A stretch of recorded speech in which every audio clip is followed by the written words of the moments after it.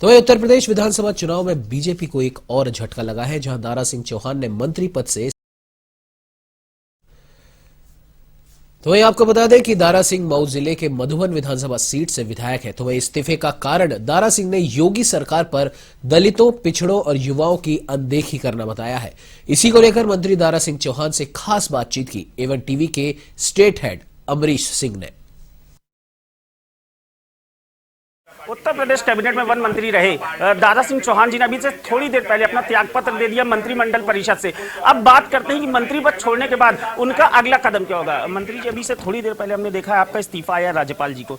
क्या आपने अभी सिर्फ मंत्रिमंडल के पद से इस्तीफा दिया या पार्टी की सदस्यता से भी इस्तीफा दे दिया? देखिए, मैंने अपनी सरकार से भी मैंने त्यागपत्र दिया है और त्यागपत्र देने का कारण भी आप जान रहे हैं कि 5 साल तक आप जानते हुए पिछड़े समाज का से ताल्लुक़ रखता हूँ। जिस प्रदेश के पिछड़े समाज के लोगों ने एक मुश्त तोड़ दिया, जिस प्रदेश के दलित समाज के लोगों ने, किसान नौजवानों ने, व्यापारियों ने समर्थन देकर के पूर्ण बहुमत की सरकार बनाने के बाद आज 5 साल मुझे न्याय नहीं मिल पाया, उन्हें इंसाफ नहीं मिल पाया।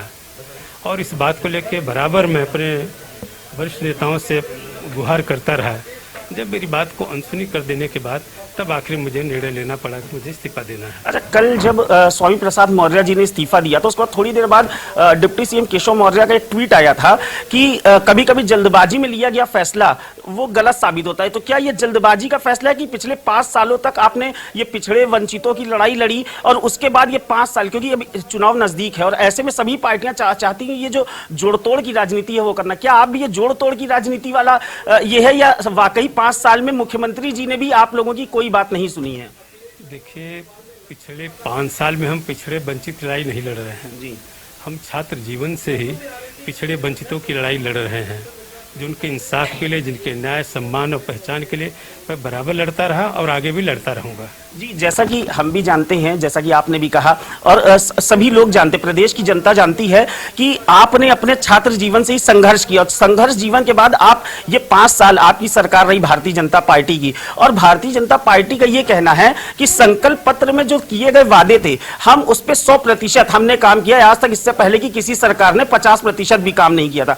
मुख्यमंत्री जी का भी आज से 2 दिन पहले ठीक बयान आया था कि 80% हमारा है, 20 बाकी हैं। तो ये 20 की जो राजनीति थी, पॉलिटिक्स है, ये पिछड़े और अति पिछड़े जो समाज है इनसे मतलब इनका जो वोट बैंक में सेंधमारी थी भाजपा ने किया था और उन्होंने उनको वोट भी दिया था कि शायद जो दूसरी सरकारें थीं उन्होंने इतने दिन तक ये वोट बैंक पर काम तो लिया तो लेकिन उस पर काम नहीं किया। और आपका भी ये कहना है कि उन पर काम नहीं हुआ है। तो आगे आप जिस भी पार्टी में जाएंगे और जो भी निर्णय लेंगे उसमें आपका सर्वप्रथम आप जिन भी पार्टी से जुड़ेंगे अकेले दम पर भी वो एक आपका फैसला है, जैसा कि आपने कहा। तो आपका पहला कदम क्या होगा उनके लिए?